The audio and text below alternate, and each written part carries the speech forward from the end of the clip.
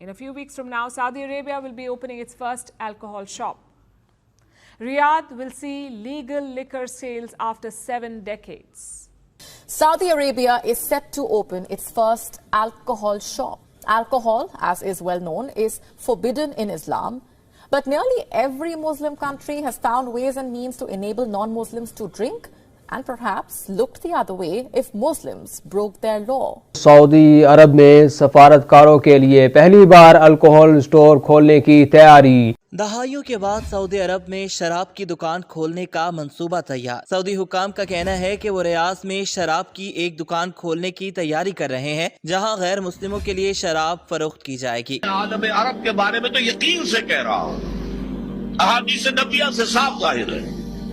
Well للعرب من شر قد اقترب, عربوں کے لیے ہلاکت ہے.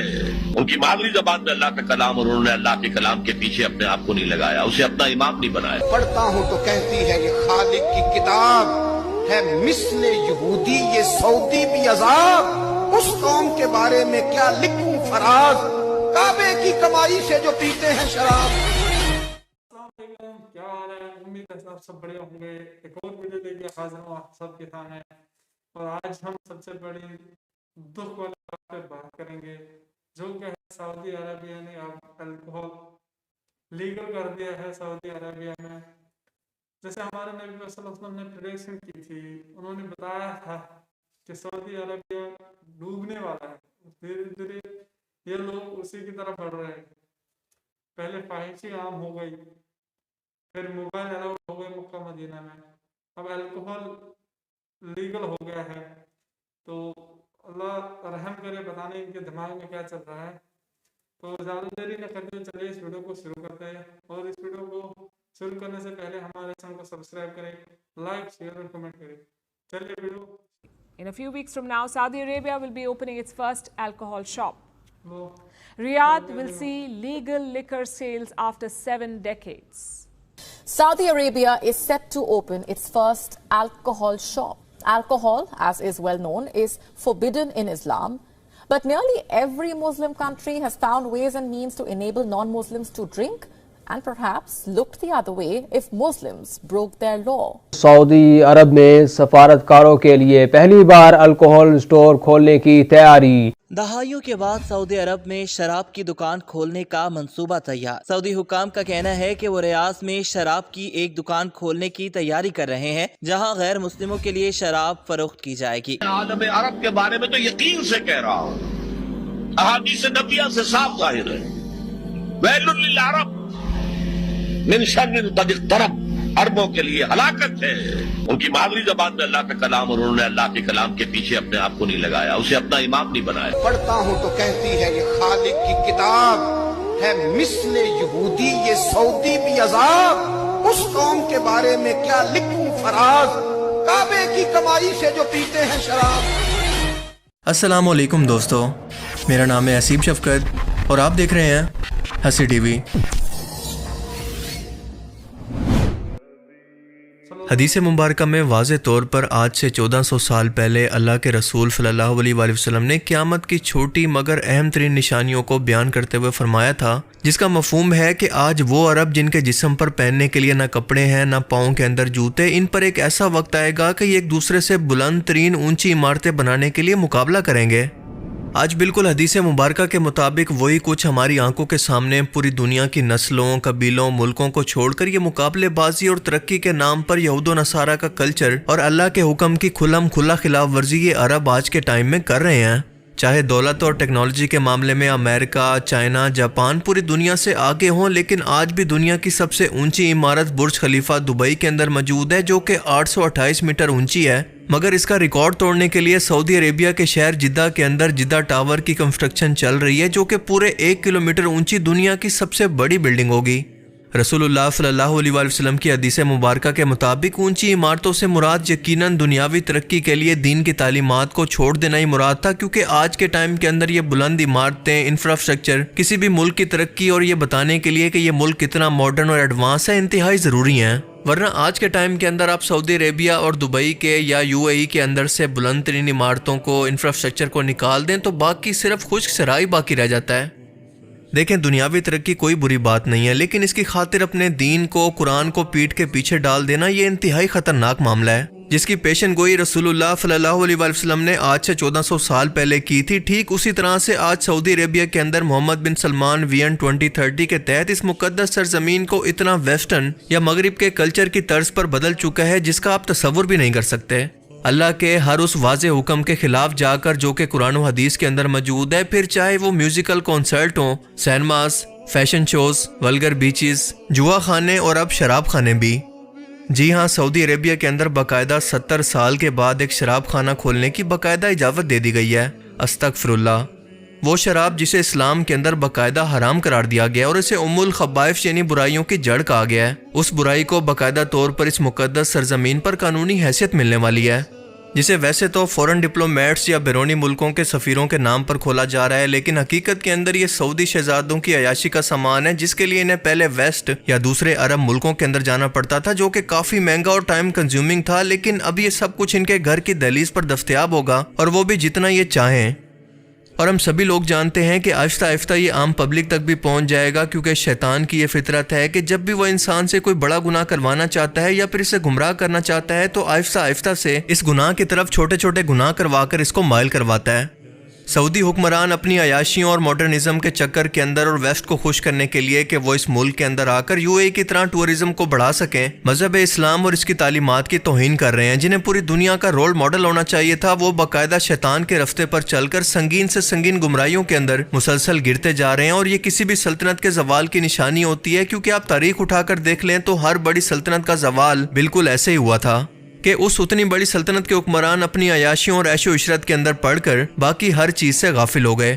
اور عربوں کے زوال کا مطلب ہے اینڈ ٹائمز یعنی قیامت سے پہلے کے حالات، جس کی پیشن گوئی آپ صلی اللہ علیہ وسلم نے فرمائی تھی۔ مثال کے طور پر آپ نے فرمایا تھا کہ ایک وقت آئے گا جب عرب کے خشک پہاڑ سبزے میں بدل جائیں گے، جو کہ آج سے 1400 سال پہلے سوچنا بھی اپنے آپ کے اندر ایک انتہائی مشکل کام تھا کہ ایسے کیسے پاسبل ہے۔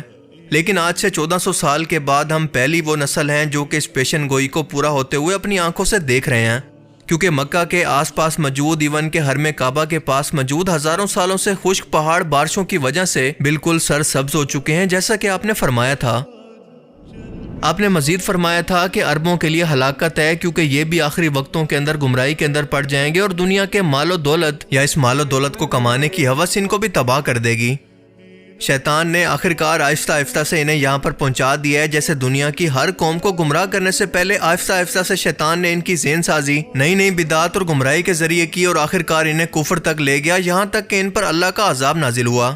آج یہ لوگ بھی ایسی حرکتیں کر کے خود اللہ کے عذاب کو دعوت دے رہے ہیں۔ در حقیقت عربوں پر اللہ کا عذاب پہلے بھی آ چکا ہے، جب اس سے پہلے کی امت مسلمہ کی قیادت کو ان سے لے کر ترکوں کو دے دیا گیا، اور اب دوبارہ سے ان لوگوں کا وہی حال ہے جو کہ ہر بار بنی اسرائیل قوم توبہ کرنے کے بعد کیا کرتے تھے، یعنی پھر سے گمراہی اور دنیا داری کے پیچھے چل کر اللہ کے غضب کو دعوت دیتے۔ رسول اللہ صلی اللہ علیہ وسلم کی حدیث مبارکہ کے بالکل مطابق سعودی عربیہ صرف 100 سال کے اندر دنیا کے صحرا سے بدل کر ایک ترقی یافتہ ریاست کے اندر شامل ہو گیا۔ ترکوں سے جب شریف مکہ نے بغاوت کی، جسے ترکوں نے ہاشمی خاندان کی وجہ سے حجاز کا گورنر بنا رکھا تھا اور حجاز کو الگ ریاست بنا لیا، تو آج کے موجودہ سعودی عربیہ کے اندر موجود ریاف شہر کے اندر آباد سلمان بن عبدالعزیز ال سعود نے ایک جنگ کے اندر یہ کنٹرول شریف مکہ سے حاصل کر کے اپنی آس پاس کی ریاستوں کو ملا کر اسے باقاعدہ سعودی حکومت کے اندر بدل دیا، یعنی آل سعود کی حکومت یا پھر کنگڈم آف سعودی عربیہ کی بنیاد رکھی۔ 1940 کے اندر پہلی بار جب اس عرب سرزمین پر تیل کی دریافت ہوئی تو سب کچھ بدل گیا۔ 1976 سے یہاں پر ایسی ترقی کی دوڑ شروع ہوئی جس نے سب کچھ بدل کر رکھ دیا۔ سعودی عربیہ میں شراب کو 1951 کے اندر پہلی بار بین کر دیا گیا تھا، اور اسے بین کرنے کے پیچھے ایک مکمل کہانی ہے۔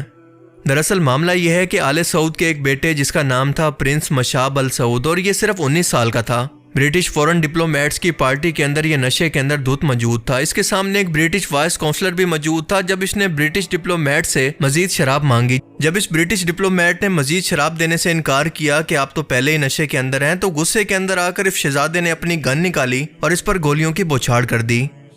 کسی بھی ملک کے سفیر کو قتل کرنا اس ملک پر حملہ شمار ہوتا ہے، لہٰذا مجبور ہو کر عبدالعزیز ال سعود نے اپنے بیٹے کو پکڑوا کر عمر قید کی سزا دلوا دی، اور اس واقعے کے بعد باقاعدہ طور پر اس ریاست کے اندر شراب پر مکمل طور پر بین لگا دیا گیا۔ اب آئل کیونکہ ایک نان رینیویبل سورس ہے جو کہ ایک نہ ایک دن ختم ہو جائے گا، لہٰذا سعودی بادشاہت جو کہ دولت اور عیش و عشرت کے عادی ہو چکے ہیں اور یو اے ای کی طرح اسے بھی ایک ٹورزم پلیس بنانا چاہتے ہیں تاکہ کبھی بھی اس ملک کی آمدنی ختم نہ ہو اور یہ ٹورزم پر شفٹ ہو جائے۔ اور اسی ترقی کے سفر یعنی ویژن 2030 کے تحت آج 70 سال کے بعد پہلا شراب خانہ بھی آفیشیلی طور پر بہت جلد کھلنے والا ہے، جسے بظاہر تو فورن ڈپلومیٹس کو سہولیات دینے کے بہانے ریاض شہر کے ڈپلومیٹک کوارٹر کے اندر کھولا جا رہا ہے، جو کہ ایک آن لائن اپلیکیشن کے ذریعے اجازت نامہ لے کر اس کو حاصل کر سکیں گے، اور بالکل اسی طرح سے غیر ملکی بھی غیر مسلم ایک مخصوص کوٹائی یہاں سے آن لائن ایپ کے ذریعے آرڈر کر کے حاصل کر سکتے ہیں، جسے سعودی وزارت خارجہ کنٹرول کرے گی۔ اس خبر کو رائٹرز جو کہ ایک انٹرنیشنل میڈیا نیوز ایجنسی ہے، اس نے کنفرم کیا ہے۔ پچھلے 70 سال سے سعودی عربیہ کے اندر فورن ڈپلومیٹس آ رہے ہیں، لیکن یہاں پر کسی بھی قسم کی شراب کے بغیر ان کی موت نہیں ہوئی۔ لیکن سوال یہ ہے کہ اب اچانک ایسا کیا ہو گیا کہ یہ اتنا بڑا قدم اٹھانا پڑا، جبکہ دوسری طرف قطر جیسا ملک دنیا بھر کے سب سے بڑے ایونٹ پر اس شراب کو بین کر کے اربوں ڈالر کا نقصان برداشت کر کے دین پر سمجھوتا نہیں کرتا، تو سعودیہ کو آخر ایسی کیا مجبوری ہے؟ اب قانونی طور پر لیگل حیثیت ملنے کے بعد آپ دیکھیں گے کہ یہ برائی کتنی جلدی پورے ملک کے اندر پھیلنے لگے گی۔ سعودی حکومت اس بارے میں جتنی مرضی وضاحتیں دے، لیکن اللہ کا حکم سب سے پہلے ہے، اور اللہ قرآن پاک کی سورہ البقرہ کی آیت 219 کے اندر فرماتا ہے کہ اے محمد، یہ لوگ تم سے شراب اور جوئے کا پوچھتے ہیں، تم فرما دو کہ ان دونوں کے اندر بڑا گناہ ہے اور لوگوں کے کچھ دنیاوی فائدے بھی ہیں، لیکن ان کا گناہ ان کے فائدے سے زیادہ ہے۔ اس کے بعد سورہ المائدہ کی آیت 90 کے اندر اللہ پاک فرماتا ہے کہ اے ایمان والو، شراب اور جوا اور بت اور پاں سے ناپاک ہیں اور شیطانی کام ہیں، تو ان سے بچتے رہنا تاکہ تم نجات پاؤ۔ اللہ تعالیٰ کے اس واضح حکم کے بعد کہ جب اللہ نے واضح طور پر اس کو قرآن کریم کے اندر حرام کہا تو باقی سب تعویلیں کوئی اہمیت نہیں رکھتی۔ اللہ تعالیٰ سے دعا ہے کہ ان سعودی حکمرانوں کے نصیب کے اندر اگر ہدایت ہے تو ان کو اللہ پاک عطا فرمائے، ورنہ جو لوگ اس گناہ پر اب بھی خاموش ہیں وہ بھی اس گناہ کے اندر برابر کے شریک ہیں، اور جب اللہ کا عذاب آتا ہے تو اس کے اندر یہ لوگ بھی شامل ہوتے ہیں، کیونکہ یہ برائی کو اپنے سامنے ہوتا دیکھتے رہتے ہیں، لیکن اس کے باوجود بھی، بولنے کی طاقت ہونے کے باوجود بھی ظالم حکمران کے خوف سے اسی طرح سے خاموش رہتے ہیں۔ اللہ تعالیٰ ہمیں سمجھنے کی اور نیک عمل کرنے کی توفیق عطا فرمائے، آمین۔ باقی آپ اس بارے میں کیا سوچتے ہیں؟ اپنی قیمتی رائے کا اظہار کمنٹ سیکشن میں ضرور کریں۔ اب میں ملوں گا آپ سے ایک ایسی ہی نئی انٹرسٹنگ ویڈیو میں، تب تک کے لیے اپنا بہت سا خیال رکھیے گا۔ Thanks for watching this video.